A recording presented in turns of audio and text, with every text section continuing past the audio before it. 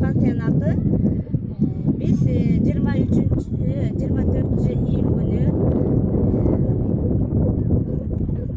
мугалимдердин квалификациясын жогорулатуу боюнча жайкы мектеп заманбап курсун окудук. Мен болсо Жайыл районундагы Кара-Балта шаарындагы Абай атындагы гуманитарный экономикалык колледждин атынан келип 5 мугалим окуп кеттик. Ушул окууну уюштурган жетекчилерге, ага эжелерибизге баардыгыбыздын атынан ыраазычылык билдирем.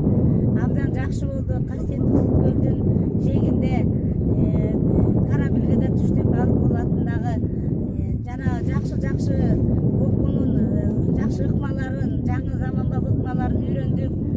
Баардыгыбызга ыраазычылык билдирип, эмдиги жылдагы ушул курстар кийинки жылдарда уланат деген ойдобуз.